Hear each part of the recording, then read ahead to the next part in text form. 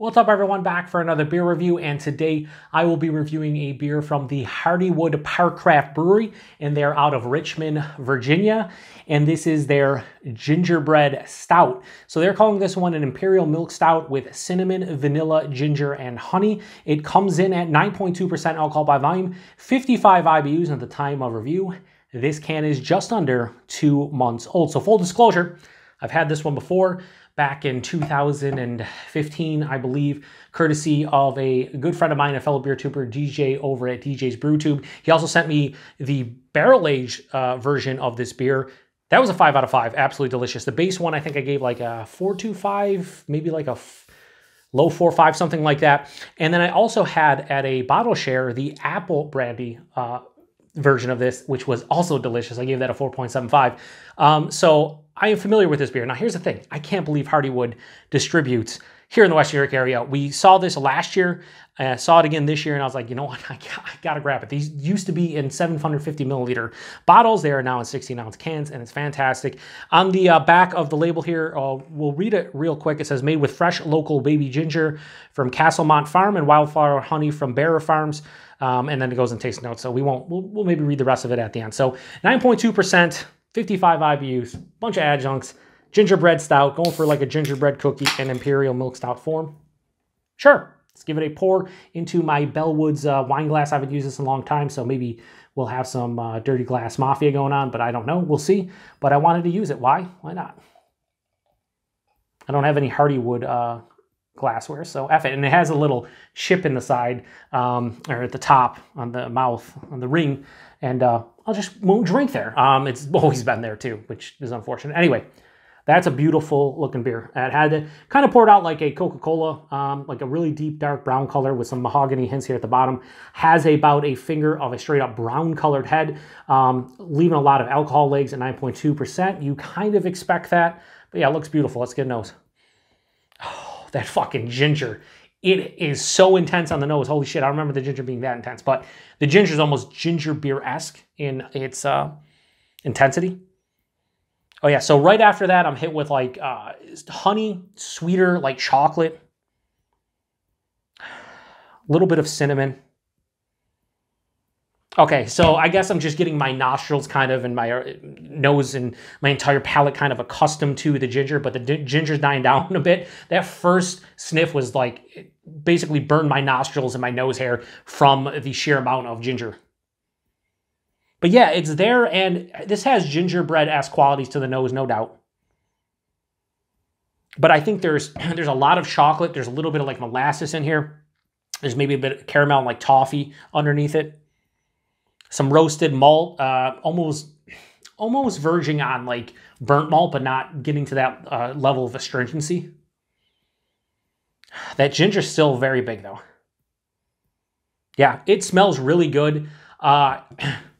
It doesn't smell as cohesive as I remember it. Like, I feel like every time I go back, there's a different part I'm getting instead of just being one cohesive kind of nose where I could say, okay, 100% gingerbread cookie or some kind of pastry or something to that level. It's like, it's kind of disjointed in the nose, but that's not necessarily a bad thing for me because I like those flavors individually. So hoping it's a little bit more cohesive on the palate though, because when that translates to the palate, I want everything kind of cohesive as opposed to disjointed just because I think it works better. We'll see if it does. So cheers, everybody.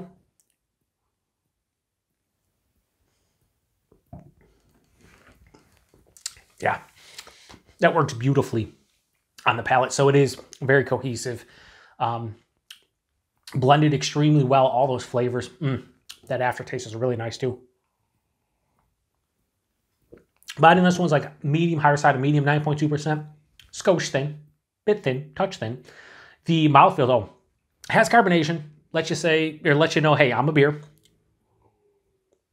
But there's a really smooth, creamy aspect to this one on the second half of the palate where you swallow it and it just smooths right out. So decent amount of carbonation up front, but it smooths out quite well. So body, bit thin, mouthfeel, really, really nice. The flavors.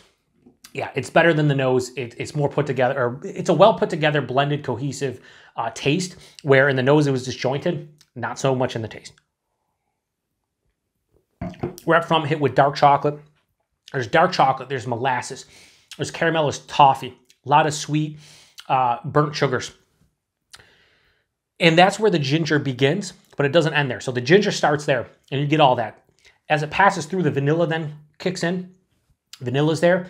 And then as it finishes on the palate, all those flavors combined. On the palate, though, it dries out, and it's from the cinnamon, or at least what I'm perceiving to be the cinnamon, because the cinnamon pops in on the finish. And the ginger's still there, so it has this ginger cinnamon, pretty dry finish. There's not a lot of bitterness here. There's a little bit of like what I would perceive to be a coffee bitterness, but this is mildly bitter, but more of a firm, almost full-on dryness. And that stops this beer from being way too sweet, because the first like 4/5 of the palate, really sweet with all the malt goodness and those adjuncts. Certainly the honey played a big role. I didn't even mention really the honey, but there's an underlying like almost like, it's more like a honey vanilla kind of mix. I'm trying to pinpoint when I really taste the honey, or if it's just continuously on through the palate and I just really didn't notice it. It's probably just bumping up the sweetness. I'm not getting like a distinct honey taste, but more of like a sweetness from the honey. This is really nice. 9.2%. You cannot, like, I am not getting any booziness on the palate. Nice warming into the chest.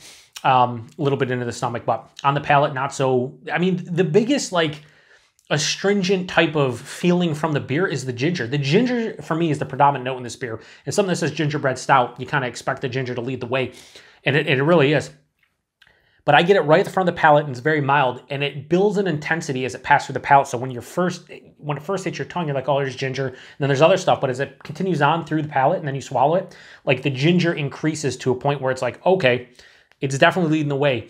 And it's almost like I said, that ginger beer-esque kind of punchy in the face type of ginger character. And I like that because I like ginger. If you don't like ginger, I don't think you'll like this one.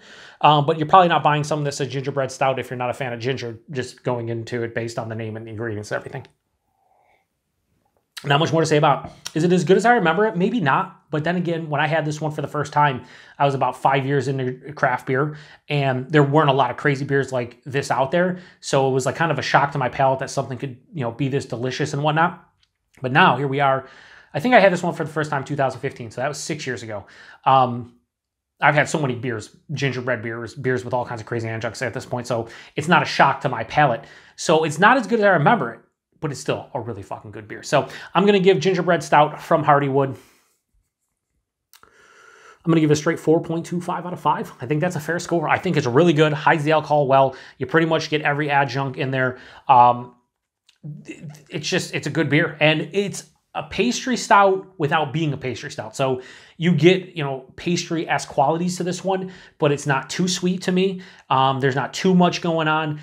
There's a decent, again, that full-on dryness with a mild bitterness to break up the monotony of all that sweetness. It's a good fucking beer. Like, there's not much more to say about it. Price and availability, price point on this one, believe I paid like $4.50 for that can. I believe 4 packs in my area were $16.99, so $17 a 4-pack. For something that's 9.2% alcohol and has all those adjuncts, big fucking stout, yeah, like $4.50 a can, that's a good price, I think. And availability, I have no idea with Hardywood. I know we see this beer, and I think we saw one other beer from them last year. I can't remember the other one. There was 2 that showed up from them. I didn't see the other one.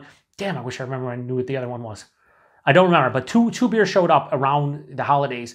But outside of that, I haven't seen any of their regular like offerings or anything. So I don't know if this is just something that like the distributor around here picks up during the holidays and that's it, because if so, that's still cool. I'll read the back here, make this review a little bit longer than it needs to be, like all my reviews are. So after I said that, it says Hardywood Gingerbread Stout captures the terroir of Central Virginia in a rich, creamy libation with a fresh snap of ginger in the finish. I would agree. I think that it, like I said, it builds an intensity on the finish. And on the nose, it was definitely punching me in the face. He said, we hope Hardywood Gingerbread Stout contributes to your merriment this season. Best enjoyed fresh, relatively fresh for sure. Yeah, I would say for this one, I would take it out of the fridge. My beer specifically right now is probably like 50, 55. They say to drink it at 45 Fahrenheit. I would say take this one out of the fridge, pour it in a glass, sip on it for an hour, hour and a half, see how the beer changes from cold to warm. Beers like this, I typically enjoy almost room temperature, maybe a little bit below, especially it's cooler down here, it's like 60 degrees. So yeah, I think that's a perfect temperature to drink this one at. You get all of those adjuncts. They pop, the cinnamon, the ginger. I think cold, it might be tough to pick out some of these characteristics. So I would say, if I wasn't reviewing it, that's exactly what I would do. I would take this can out of the fridge, whatever your fridge is set at, pour it, and then drink it for like an hour, hour and a half, and let it warm up in the glass. And from start to finish, you're going to get different all kinds of notes that you had no idea as the beer changes, at least in my opinion. Anyway, going to shut this one down. Thanks to everybody stopping by for another beer review here on the Beer Patrol. To the next one. Cheers.